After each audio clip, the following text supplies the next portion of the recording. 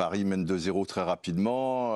Lyon a beaucoup d'occasions, comme au match aller d'ailleurs, où ils ont beaucoup d'occasions. Et après, ouais, un Barcola de gala, notamment. On en parlera de Barcola avec les Bleus, notamment. Ce qui était agréable, c'est que, bon, 4-1, tu as l'impression qu'il n'y a qu'une équipe sur le terrain. Je trouve que Lyon a aussi, même s'ils ont été quand même débordés et qu'il n'y a peut-être pas le talent de finition derrière, après, sur les contres. C'est-à-dire, Paris, ils peuvent faire les deux. Hein, ils peuvent, comme chercher Luis Enrique, avoir une équipe, si tu veux, difficile à contrer. Sur les contres, ils te massacrent. Et en jouant, ils peuvent également. Donc, ouais, il n'y avait pas photo quand même. Ça venait du cœur. Mais c'était agréable. C'était agréable. Ça venait du cœur, on l'a senti sur le PSG. C'est vrai que le niveau du PSG a fait beaucoup de débats cette saison. Ce soir, dans le prolongement de ce qui s'est passé à Barcelone, c'est encore une démonstration. Oui, parce qu'il y avait une fluidité ce soir. Alors, il y a l'efficacité, mais c'est une équipe qui a déjà montré qu'elle pouvait être efficace, marquer beaucoup de buts en finalement un peu de volume d'occasion. Là, ce soir, non seulement il y avait le volume d'animation, il y avait de la qualité technique, il y avait de la connexion entre les joueurs. Ce n'était pas des à-coups où on met hors d'opposition l'équipe adverse parce qu'on a plus de talent. Là, c'est vraiment une connexion collective, c'est fluide, ça s'enchaîne bien. Il y a des joueurs qui, évidemment, sortent du lot, mais tous les autres étaient au diapason. Donc ça a donné franchement un ensemble très, très harmonieux. Moi, j'ai adoré ce que j'ai vu. Et c'est pas loin d'être leur meilleure performance de la saison. Parce qu'en fait, effectivement, Barcelone, c'est très réussi. Mais effectivement, il y aura toujours ce point un peu de le carton rouge. Oui, le carton rouge. Alors et qui ne doit rien à personne, qu'ils sont en plus allés provoquer, parce que ça tombe pas au milieu de terrain, un peu n'importe quoi. Ils sont allés provoquer, mais du coup, l'analyse derrière, elle est un peu plus compliquée à établir sur vraiment ce que valait ce PSG. Là, ce soir, j'avais aucune réserve, je me suis régalé. Avant d'entendre Grégory Schneider qui bout d'impatience de prendre la parole, mais c'est bien, ça veut dire qu'il a envie de s'exprimer de manière positive. On va retrouver Timothée, qui a eu de la chance de voir ce match du stade. Timothée, ce type de soirée, vous faites beaucoup de matchs de Ligue 1, c'était un match de très très haut niveau. Est-ce que vous, Paris, vous a enchanté ? Oui, bonsoir Giovanni, bonsoir à tous. Forcément, Paris m'a enchanté parce que c'était un match enchanteur tout simplement, parce que Lyon n'a pas joué les victimes expiatoires, bien au contraire, Lyon a produit du jeu, le Paris Saint-Germain lui a été logiquement supérieur, mais l'a fait avec brio. Et tout à l'heure, Giovanni, tu parlais de la continuité de la qualification à Barcelone, et ça s'est ressenti au stade parce que clairement, le public était là, certes pour voir une belle affiche du championnat, mais ils étaient aussi là pour célébrer la qualification, pour remercier l'équipe d'être allée se qualifier à l'extérieur. Et moi qui trouve parfois l'ambiance du parc un peu pépère, un peu convenue, alors certes je suis biberonné à Geoffroy Guichard, mais c'est une chose, reste qu'aujourd'hui on a vraiment vu une belle ambiance, on a vraiment vu quelque chose de puissant autour du Paris Saint-Germain. Le public ne s'y est pas trompé, le public aussi a été enchanté. J'aime quand... Oh là, qu'est-ce qui se passe? On me dit dans l'oreille, Antoine Mec qui m'accompagne à l'édition, il me dit le Real Madrid s'est imposé 3-2. J'aimerais qu'on ait quand même un peu de compassion pour on en parlera. Mais ma vie, hein. Cette semaine, le plus important, c'était la Ligue des Champions. Mais ça s'est bien passé d'ailleurs. Elle est perdue depuis longtemps. Ouais. Bon, enfin, avec 8 points, enfin 11, 8, tu reviens pas sur le Real, sauf que il y a quelques interprétations d'arbitrage qui, à mon avis, vont faire parler On en reparlera dans quelques instants, bien sûr. Les images avec Romain Aron tout à l'heure. Merci Timothée, vous intervenez quand vous voulez. On va poursuivre sur cette victoire parisienne 4-1 face à l'Olympique Lyonnais. Il a regardé le match en notre compagnie. Parfois, Grégory Schneider monte à la rédaction, nous fait l'honneur de sa présence. Il a pris beaucoup de plaisir ce soir, le Man in Black de l'EDF. C'est ma place naturelle. Je suis comme... Pas la rédaction de Libé, paraît-il. Si, oui, vous êtes quand même souvent chez nous, quoi. Il y a un truc intéressant par rapport à ce que dit Dave sur la force collective qui s'est dégagée. Ils avaient mis leurs deux meilleurs joueurs au frigo, Dembélé et Mbappé, et ça s'est pas vu. Et ils ont repêché les deux grands brûlés du match aller contre le Barça, qui sont Beraldo et Asensio, qui ont été l'un et l'autre, ils ont marqué chacun.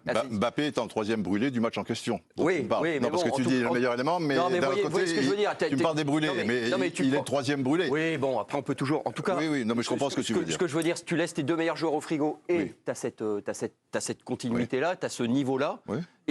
Et en plus, on n'a même pas perdu en vitesse, alors que c'est quand même deux dragsters que tu laisses. Et tu récupères deux joueurs. Tu pourrais donc jouer sans Mbappé. Si je pouvais, non mais, si je peux finir, juste bien ça. sûr, voilà. Donc, ce que je veux dire, c'est qu'il y a un côté un petit peu démonstration de Luis Enrique là-dessus. Tu vas On en parlera rechercher de Luis des Enrique. échecs, tu ramènes tout le monde. Voilà, il y a quand même un petit côté. C'est pas la première fois. Non, c'est pas la première fois, mais Ils ont fait un match très abouti au Parc des Princes contre l'OM. Bah, l'un de tes non brûlés, ou l'un de tes meilleurs, comme tu dis, Mbappé, n'était pas là. Et contre Monaco, ils ont fait un match vraiment abouti, où ils les ont explosés, même si Monaco avait fait un bon premier quart d'heure. ils ont explosé. Au Parc. Au Paris Parc. Didier, ouais. Et Mbappé avait été transparent.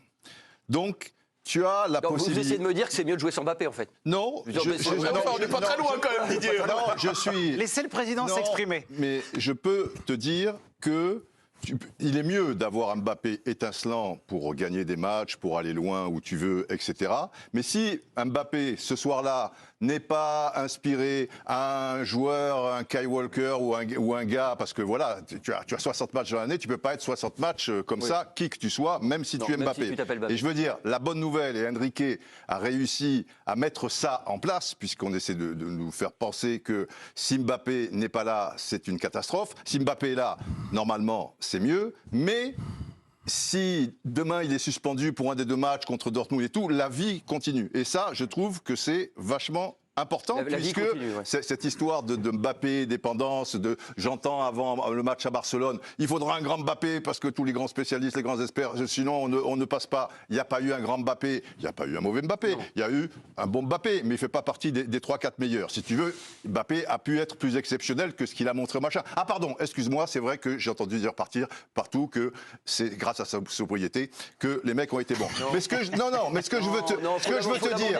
ce qui est important, et c'est ce que voulait Enrique, On va pas refaire c'est Barcelone. qu'il a, comme Allez-y, je le président. disais déjà, une équipe assez imprévisible, une équipe où de tous les côtés, avec Mbappé bien évidemment, mais si il est un peu moins machin, ou parce que Barcola a pris une dimension, Déjà. et si Barcola, il ne le fait pas tourner, on savait que Barcola était fort, mais qui va me dire aujourd'hui qui pensait que Barcola aussi rapidement aurait un tel niveau? Personne. C'est facile à dire, maintenant. Non, pas moi, mais pas moi. On en reparlera, pas Didier, moi non plus, Barcola, Patrick et tout. voilà. Et donc, je pense que dans la progression des joueurs, Luis Enrique a aussi, et dans les compositions, Forcément. même si certaines paraissaient un peu baroques, Dembélé dans l'axe ou des choses comme ça, je veux dire, il a 10 000 cartes à sa disposition. Et je trouve que c'est une force terrible par rapport à d'autres formations qui, le jour où ça marche pas trop, ou Ont pas d'alternative.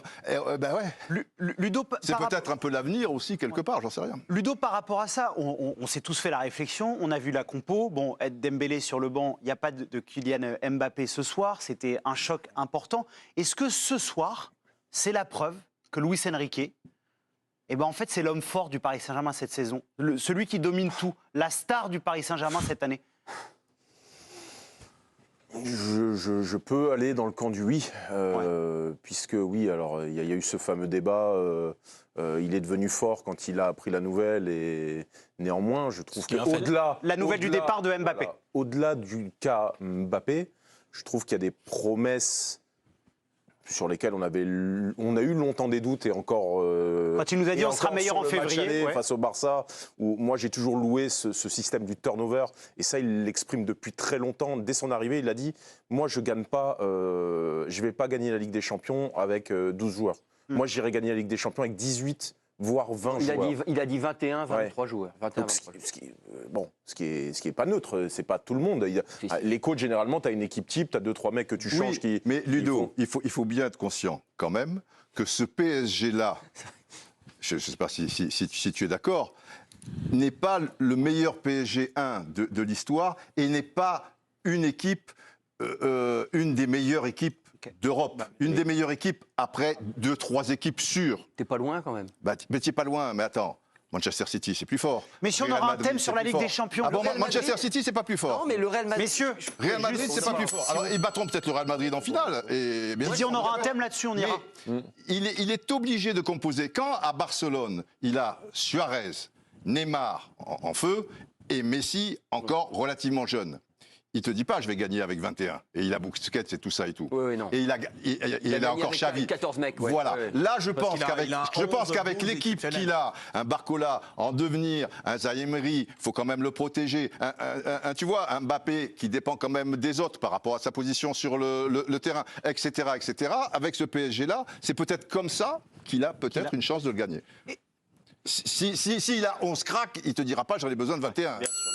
Voilà. Eric, on vous a pas encore entendu sur le match par rapport. On m'a pas beaucoup entendu non plus. Non, mais toi, avant, moi, j'étais mort. Cela dit, Toi, tu es l'homme des tweets. on m'a pas beaucoup entendu non plus. Mais on va vous entendre, Ludo, vous inquiétez pas, tout le monde aura la parole. Parce que si on fait un podcast, c'est une émission podcast Didier Roustan. On te lit.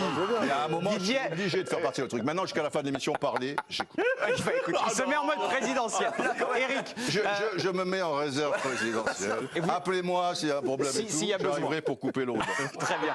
Eric, juste on va recentrer sur le match du soir, parce qu'on aura un débat sur le PSG, la Ligue des Champions, le triplé, sur la production du Paris Saint-Germain, sur la notion collective. Est-ce que ce soir, vous avez pris du plaisir avec ce PSG-là ?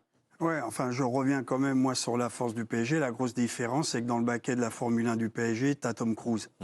Et on l'a chambré, notre ami Luis Enrique. Vous ne nous faites pas un coup de Danny Boone, là, quand même ? Non, mais tu l'as.